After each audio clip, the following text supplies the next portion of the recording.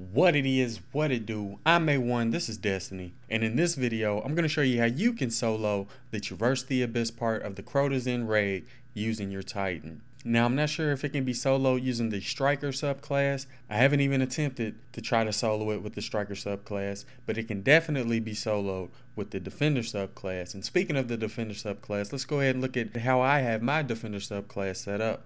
Alright, now the first thing I want to point out is the Armor of Light perk. It's definitely a must-have in my opinion, because when you use your bubble, you're going to have a ton of enemies jumping at you, trying to kill you inside the bubble. And if you have this Armor of Light, you should be able to survive those attacks. So I definitely recommend using the Armor of Light. The second thing I'm going to point out is the War Machine perk. And basically what this does is while your force barrier is active, all of your weapons reload and ready blindingly fast. So when you melee an enemy and your force barrier becomes active, you'll be able to reload your weapons faster. Now I'm not sure if this one is a necessity, but if you're going to use a machine gun like I do, as we all know, the machine guns take a while to reload, so this can be useful. Like I said, it's not a necessity. Now when it comes to armor, recovery, and agility, I selected the ones that have the most agility. Now I'm not sure if it's necessary to have your agility filled all the way up, but it seemed to help me out when I was using the Titan, so I would recommend doing that as well. And the next thing you want to have is Bastion, which increases the duration of the Ward of Dawn. And basically what this does is it increases the amount of time that your purple bubble shield stays active. And again, I selected the perk that gives you the most amount of agility. And the last perk that I chose to use was the Untouchable perk, which reduces the cooldown time of the Ward of Dawn. So it allows you to use your Ward of Dawn more often. Again, you may be able to solo it without using this exact same setup, but this was the setup that I chose to use. Now, in order to use the method in this video, you're definitely going to need the Helm of the Saint helmet. And if you don't have this helmet already for your Titan, basically what it does is whenever enemies enter your purple bubble shield, they will become blind for a certain amount of time. To be honest, I'm not even sure if it can be soloed without this helmet. But other than that helmet, the only thing you really need is to make sure that you have armor that has a lot of intellect. You really don't need any discipline. I believe we only use our grenades maybe once or twice, so you don't really need any discipline at all. And you may want to have some strength. Again, that reduces the cooldown time of your force barrier. And the way that we have it set up, the force barrier allows you to reload your machine gun much faster. So you can have some armor with strength in it, but the main thing you want to make sure that you have is armor with intellect. Alright, now when it comes to the guns that you use, I really didn't think it was necessary to have a specific type of gun when you solo it with the Hunter.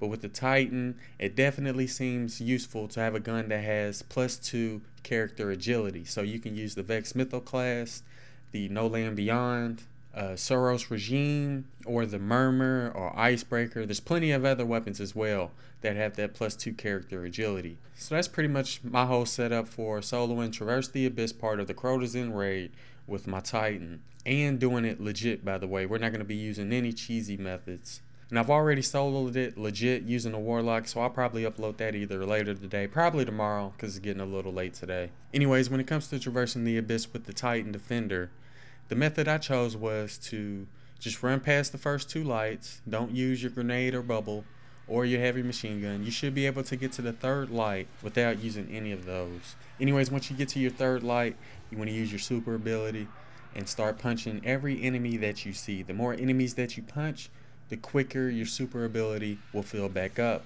And you also want to make sure that you use your Ward of Dawn near the light, so that way you can get your Weight of Darkness all the way down while you're punching enemies in the face and filling up your super ability. For the next light after that, you want to throw your grenade and maybe use your heavy weapon machine gun. And if you use both of those, you shouldn't need your super ability. And besides, your super ability probably won't be full. So just throw a grenade and then shoot your heavy machine gun like I do. And you don't necessarily have to use a grenade or heavy machine gun at every light. If your weight's already down, then just go ahead and keep running straight on to the next light. That way you won't be wasting any super abilities, and you'll have more time to fill up your grenade meter and your super ability.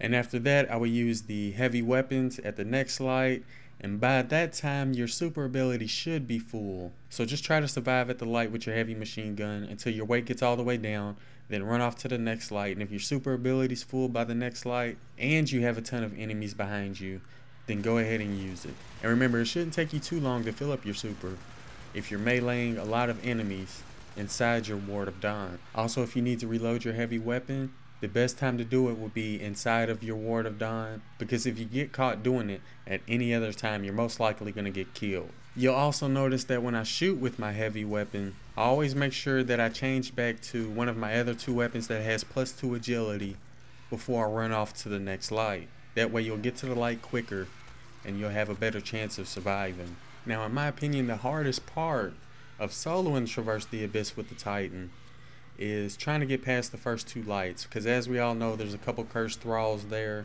and their location's pretty random, so sometimes they'll pop up out of nowhere and blow you up.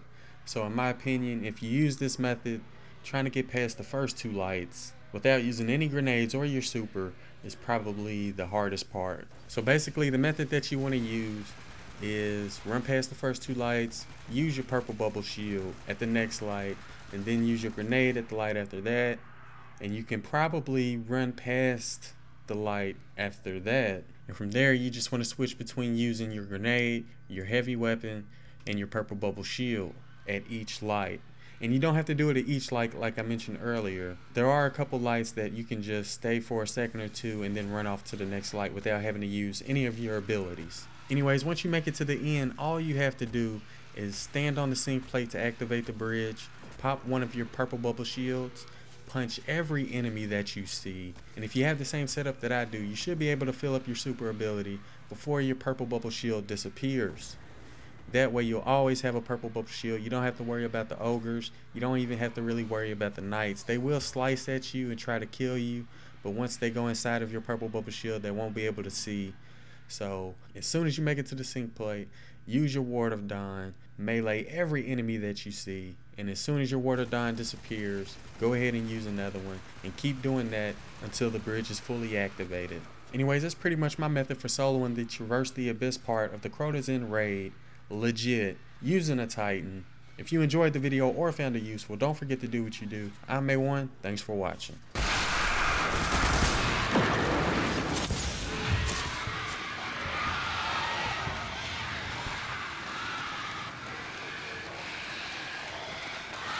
Oof.